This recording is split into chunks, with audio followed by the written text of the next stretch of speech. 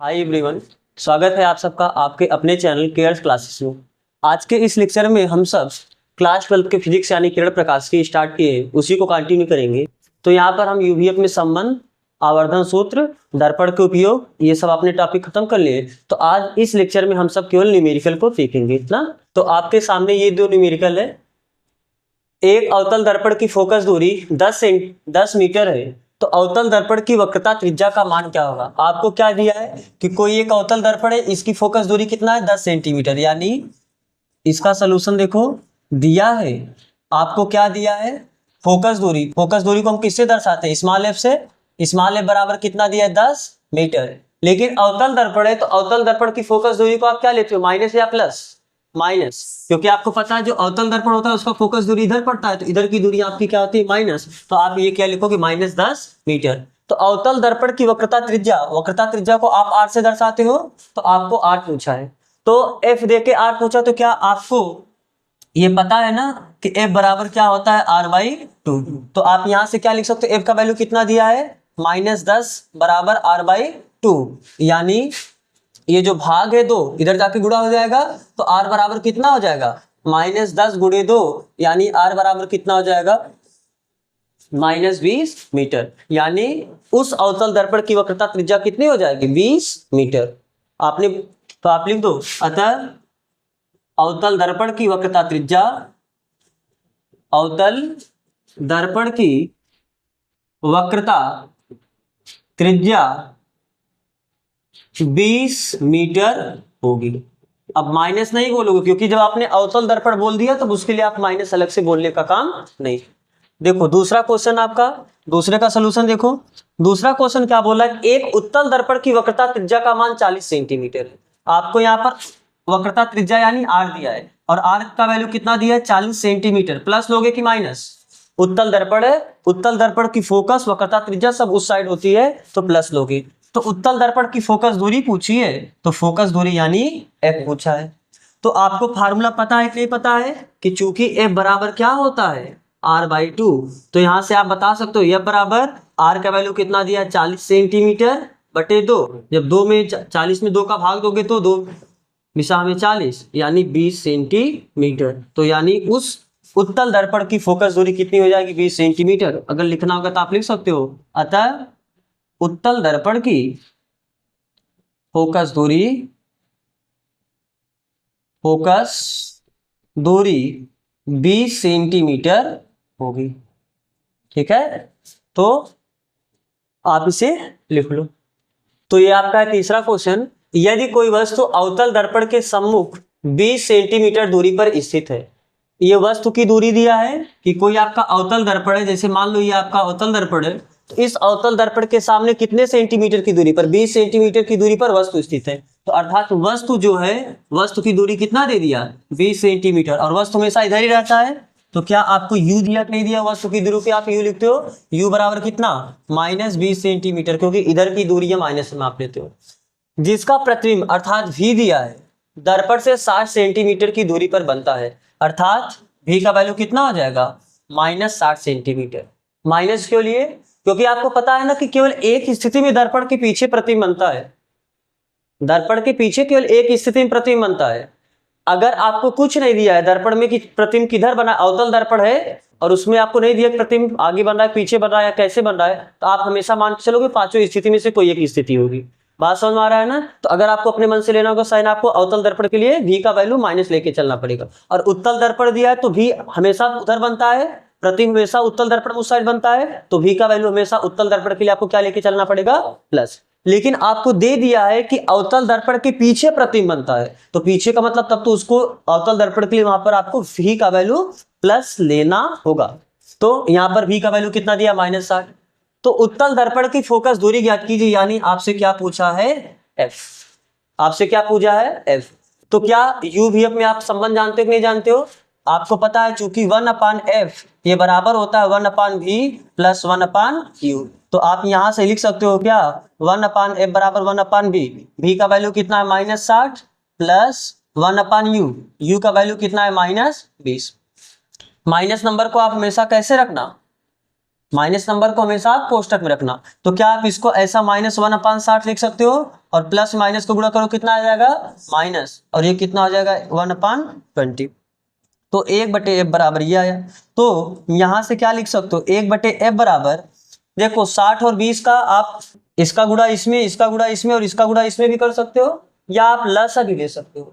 तो 60 और 20 का लसा लोगे तो कितना आ जाएगा 60 आ जाएगा ना। 60 और 20 का लसा कितना होगा 60। अब आप हर का इसमें भाग देते हो, तो जब 60 का 60 में भाग दो कितना आएगा 1, और जो भाग देने के बाद आता है उसका आप अंश में गुणा करते हो। तो जब अंश में गुणा करोगे 1 में 1 का गुणा करोगे -1। अब जब 60 में 20 का भाग दोगे तो 20 तिहाई 60 3 आएगा, और 3 का -1 में गुणा करो कितना आ जाएगा -3। तो 1/f ये इक्वल टू -1 -3 -4 अपान 60। तो आपको f चाहिए, तो f बराबर कितना हो सकता है, इधर पलटोगे तो इधर भी पलट जाएगा, तो 60/-4। और आपको ये क्या, माइनस हम कभी हर में रखते नहीं है, माइनस को अंश में रख दो और 60 को आप 4 से काट दो तो कितना आ जाएगा 4 × 4 बचा 2 20 4 × 5 20 या 15 चौका 60 भी होता है आप सीधा। तो यह बराबर कितना आ गया -15, और सब सेंटीमीटर में दिया तो ये भी कितना आ गया सेंटीमीटर। यदि आपको इनका जोड़ घटाना करना लसा विधि से नहीं आता है, लसा लेके नहीं आता है, तो आप इसका गुणा इसमें, इसका गुणा इसमें और इसका गुणा इसमें कर सकते हो। कैसे, यहाँ पर जैसे आप ऐसा लिख सकते हो 1/f बराबर इसका गुणा इसमें करो कितना आ जाएगा -20, और जब आप इसका गुणा इसमें करो कितना आ जाएगा -60, और जब 60 का गुणा 20 में करोगे तो 6 दूनी 12 और 2 0 अर्थात 1200। 1/f बराबर कितना आ गया -80/1200। 1 0 से 1 0 कैंसिल हुआ, तो 1/f बराबर कितना आ गया, आप इसे 2 से काटोगे तो 2 चौका 8 और 2 छक 12, तो वही -4/60 फिर से आ जाएगा। बाकी उसके आगे कर सकते हो, ठीक है। तो आप इसे उतारो। तो आपका ये चौथा क्वेश्चन, इसमें क्या बोला है कि 16 सेंटीमीटर फोकस दूरी के अवतल दर्पण के सामने, तो आपका अवतल दर्पण है, कौन सा दर्पण है, अवतल दर्पण के सामने 16 सेंटीमीटर उसका फोकस दूरी है। तो अर्थात अवतल दर्पण का फोकस दूरी इस साइड ही होगा, तो माइनस में लोगे, यानी आपको दिया है क्या f बराबर -16 सेंटीमीटर। तो 16 सेंटीमीटर फोकस दूरी के अवतल दर्पण के सामने एक वस्तु 8 सेंटीमीटर की दूरी पर रखी है।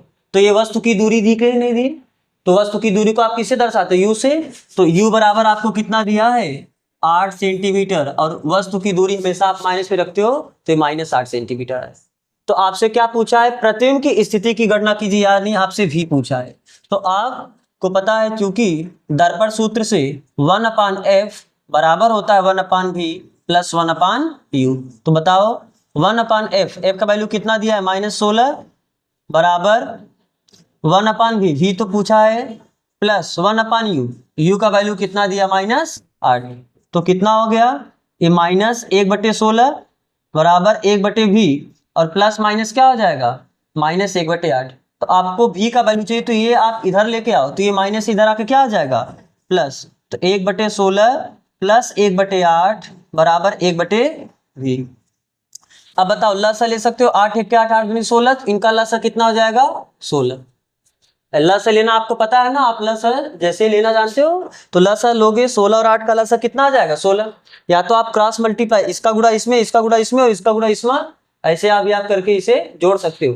तो जब इनका लसा लिए कितना आ गया 16, फिर आप लसा लेने के बाद क्या करते हो, जो हर है उसका भाग देते हो, जो लसा आया है, तो हर इसका 16 है, तो 16 में 16 का भाग हो कितना आ जाएगा 1, तो भाग देने के बाद जो आता है उसका आप अंश में गुणा करते हो, तो अंश आपका कितना है 1, तो जब 1 में 1 का गुणा करोगे तो कितना आ जाएगा 1, प्लस से हमने क्या लगा दिया प्लस। अब आप इसका हर देखो, इसका हर कितना है 8, तो 8 का जो लस लिए उसमें भाग दोगे, तो 8 जब 16 में 8 का भाग दोगे 8 दूनी 16, 2 आया, और जो आएगा उसका अंश में गुणा करोगे, तो जब 2 का अंश 1 में गुणा करोगे तो 2 1 के 2, और यही बराबर आपका क्या है v। तो -1 + 2, तो 2 में से 1 घटा 1 आएगा, 1/16 बराबर 1/v। तो आप इसको, क्योंकि आपको v का वैल्यू चाहिए, तो v बराबर इधर पलटोगे तो ये पलट जाएगा, कितना आ जाएगा 16 सेंटीमीटर। यानी कितनी दूरी पर प्रतिबिंब बनेगा 16 सेंटीमीटर, और ये प्लस आया है, प्लस आने का मतलब प्रतिबिंब पीछे के साइड बन जाएगा ना,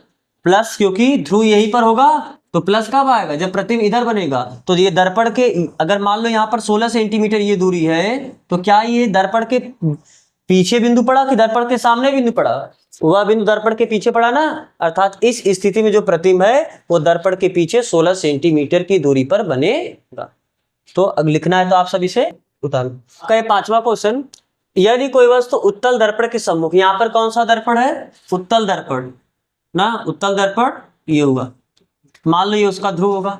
तो क्या बोला है कि यदि कोई वस्तु उत्तल दर्पण के सम्मुख कितने दूरी पर रखा है? 40 सेंटीमीटर की दूरी पर रखा है। तो वस्तु तो आप हमेशा इस साइड ही रखोगे, तो यहाँ पर वस्तु है, लेकिन ये दूरी कितना है? 40 सेंटीमीटर, जिसका प्रतिबिंब 10 सेंटीमीटर की दूरी पर बनता है। आपको पता है उत्तल दर्पण द्वारा जो प्रतिबिंब बनता है सदैव दर्पण के सामने बनता है। यहाँ पर तो कितने दूरी पर बन रहा है? 10 सेंटीमीटर। तो यानी प्रतिबिंब 10 सेंटीमीटर की दूरी पर कहीं यहाँ बना होगा, और उत्तल दर्पण द्वारा बना प्रतिबिंब सीधा होता है ना, और आभासी होता है, तो ये 10 सेंटीमीटर की, अर्थात वस्तु की दूरी कितना दिया? -40 सेंटीमीटर, और प्रतिबिंब की दूरी भी कितना दिया? +10 सेंटीमीटर, क्योंकि वस्तु इधर रहेगा और प्रतिबिंब उधर रहेगा। तो ये दाईं साइड है, आपका बाईं साइड है, बाईं ओर की मापी गई दूरी को माइनस और दाईं तरफ की मापी गई दूरी को आप प्लस लेते हो। ठीक है, तो उत्तल दर्पण की फोकस दूरी क्या होगी? आपसे इस दर्पण की क्या पूछ ली? फोकस। तो आपको फार्मूला वही मालूम है ना, क्या? दर्पण सूत्र से आप क्या जानते हो? 1/f = 1/v + 1/u। तो यहाँ से 1/f बराबर 1/v, v का वैल्यू कितना दिया है? 10 प्लस 1/u, u का वैल्यू कितना दिया? -40। तो 1/f = 1/10 प्लस माइनस माइनस हो जाएगा और 1/40। तो कितना आया? 1/f बराबर 10 और 40 का लसा लोगे कितना हो जाएगा? 40। आप लसा लेना जानते हो ना, 10 और 40। आप सीधा वैसे देखो, 2 25 2 8 कितना?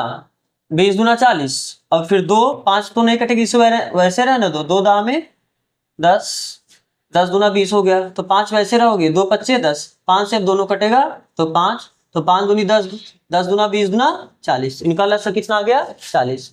तो जब 10 और 40 का लसा लोगे तो कितना आएगा? 40। अब आप हर का भाग देते हो, तो जब 10 का भाग दोगे किसमें? 40 में, तो 10 + 40 4 आएगा, और जो भाग देने के बाद आएगा उसका अंश में गुणा करोगे तो 4 का 1 में गुणा करो कितना आ जाएगा? 4। माइनस से आप क्या लगा दो? माइनस। अब 40 में 40 का भाग दोगे 1 आएगा, अब 1 का 1 में गुणा करोगे 1 आएगा, तो 1/f = 4 में से 1 घटाओगे कितना आ जाएगा? 3, और ये बटे कितना हो जाएगा?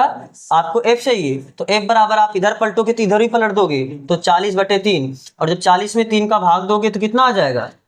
40 में जो आप 3 का भाग दोगे, 3 × 1 = 3, बचा 1, 0 उतारोगे, फिर 3 × 3 = 9, बचा 1, दशमलव बढ़ाओगे 0, फिर 3 × 3 = 9, यानी ये 13.33 ऐसे चलता जाएगा। तो ये सब सेंटीमीटर में दिया था, तो ये भी किस में आ जाएगा? सेंटीमीटर में। और देखो प्लस आया है, और प्लस क्यों आया है? क्योंकि आपका कौन सा दर्पण है? उत्तल दर्पण। उत्तल दर्पण का फोकस क्या होता है? प्लस। तो फार्मूला इतना अच्छा है, अपने आप वो आपको आंसर सही सटीक के साथ देगा। तो उतार लो इसे, अगर उतारना होगा। ये आपका 6वां क्वेश्चन है। इसमें क्या बोला है कि एक अवतल दर्पण के सम्मुख रखी वस्तु की लंबाई, जो वस्तु की लंबाई को आप किस लेटर से दर्शाते हो? ओ से ना। वस्तु की जो दूरी होती है उसे आप यू से दर्शाते हो। याद रखना, दर्पण के सामने कितने दूरी पर वस्तु रखे, इस दूरी को आप यू से दर्शाते हो, और जो वस्तु की लंबाई होती है इस लंबाई को आप ओ से दर्शाते हो। फिर मान लो इसका प्रतिबिंब यहाँ पर बना, तो दर्पण से जितनी दूरी पर प्रतिबिंब बना इसे आप किससे दर्शाते हो? v से। और ये जो प्रतिबिंब की लंबाई होगी इसे आप किससे दर्शाओगे? I से। तो वस्तु की लंबाई दी है, तो वस्तु की लंबाई यानी आपको क्या दिया है? O। तो दिया है O बराबर कितना? 20 सेंटीमीटर, और प्लस या माइनस? प्लस, क्योंकि हमेशा लंबाई सीधा रहेगा, आप वस्तु को सीधा रखोगे तो ऊपर की तरफ मापी गई लंबाई को आप क्या हिस्सा लेते हो? प्लस। यदि वस्तु द्वारा बने प्रतिबिंब की लंबाई 10 सेंटीमीटर, प्रतिबिंब की लंबाई यानी क्या दिया है? I, और I बराबर क्या दिया है? 10 सेंटीमीटर। तब अवतल दर्पण में, और ये प्लस होगा कि माइनस होगा? क्योंकि अवतल दर्पण में अगर आपको नहीं बोला है कि प्रतिबिंब किधर बना है, तो आपको अवतल दर्पण द्वारा जो प्रतिबिंब मान के चलना है इधर बना है। बात समझ आ रहा है कि नहीं समझ आ रहा है? तो अगर प्रतिबिंब इधर बना होगा तो आपको पता है अवतल दर्पण में 5 स्थिति में प्रतिबिंब इधर बनता है, और उन 5 स्थितियों में प्रतिबिंब उल्टा बनता है और वास्तविक बनता है। तो अगर प्रतिबिंब उल्टा बना होगा तो उसकी लंबाई नीचे जाएगी मुख्य अक्ष से, तो मुख्य अक्ष से नीचे की तरफ मापी गई लंबाई को आप क्या लेते हो? माइनस। इसलिए ये कितना हो जाएगा? -10 सेंटी। आपसे क्या पूछा है? तब अवतल दर्पण में बने प्रतिबिंब का रेखीय आवर्धन, बने प्रतिबिंब की रेखीय आवर्धन ज्ञात कीजिए। तो अब रेखीय आवर्धन यानी आपसे हम पूछ लिया है, तो क्या आप m का फार्मूला जानते हो कि नहीं जानते हो? तो चूंकि m बराबर क्या होता है I/O, तो यहां से आप क्या बताओगे, m बराबर I के वैल्यू कितना हो गया -10 और O का वैल्यू कितना आ गया 20। तो ये कितना हो जाएगा -10 × 10 और 10 गुना, तो m बराबर -1/2 या m बराबर जब 1 में आप 2 का भाग दोगे तो 0.5, तो आप इसे लिख सकते हैं 0.5। तो m बराबर कितना आ गया 0.5। इसे लिखना है तो आप लिख लो। ठीक है, तो आज यहीं तक करते हैं। तो यहाँ तक जुड़ने के लिए आप सबका बहुत बहुत धन्यवाद।